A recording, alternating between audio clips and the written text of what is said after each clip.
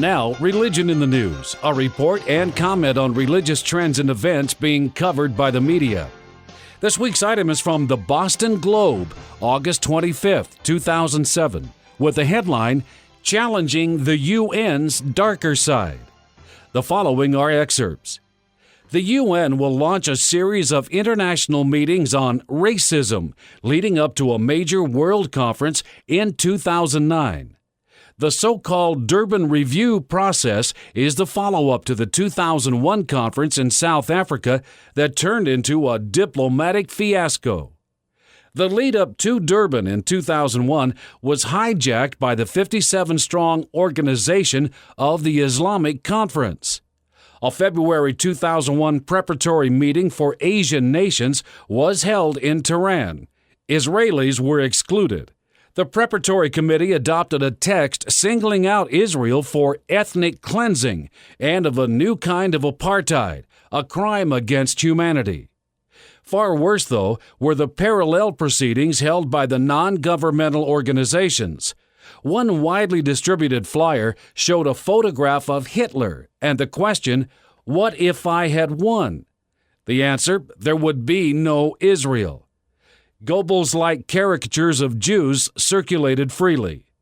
In his eyewitness account published in the Fletcher Forum of World Affairs, Democratic Representative Tom Lantos of California, a U.S. delegate, remarked that having experienced the horrors of the Holocaust firsthand, this was the most sickening and unabashed display of hate for Jews I have seen since the Nazi period. The final non-governmental organization statement declared Israel a racist apartheid state, guilty of genocide. Islamic states are expected to introduce new accusations against the West for religious defamation.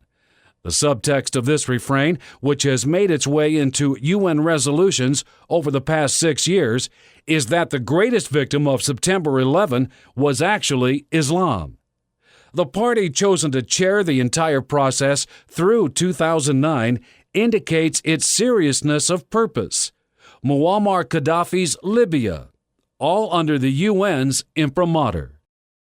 Dave, you listen to this and you think, now, who's really stupid here? Who's really, and I mean stupid, not just ignorant of the facts or whatever. And I wonder, do these Islamic states, do they really believe this? When they make up these things and lay it out for the West, do they think the West is so stupid, or are they so stupid? I don't know. Well, Tom, I haven't said this in a long time, but I get really angry. Ethnic cleansing. I think you said it last week, Dave. No, I didn't. Oh, you kidding? I'm kidding. A new kind of apartheid, a crime against humanity. Now, they need anybody out there that hasn't read Judgment Day, you really need to get it. It will tell you the truth. From France to China, Muslim nations, these were the followers of Muhammad. They killed millions. Historians tell you that the takeover of India, they killed more than Hitler. Just in India, they killed more than Hitler did throughout Europe. All right? And these are the people that are talking about ethnic cleansing. Muhammad himself said, you pursue the pagans wherever you find them. If they will not submit to, there's no God but Allah, Muhammad is his prophet, if they will not swear to that, you take their heads off. Now, Israel is the only democracy in the Middle East. In Israel, one of the official languages in Israel is Arabic. You have Arabs, Muslims, who are in the Knesset in Israel. There is more freedom in Israel. They've got more newspaper freedom. For example, they got more newspapers, Arabic newspapers in Israel, than throughout all the rest of the world. And they have a freedom to say what they want. They can badmouth the Israeli government. You can't dare to do that in a Muslim country.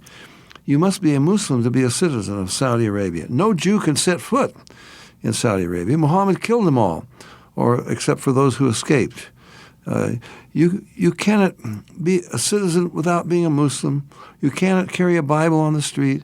You cannot build a non-Muslim place of worship.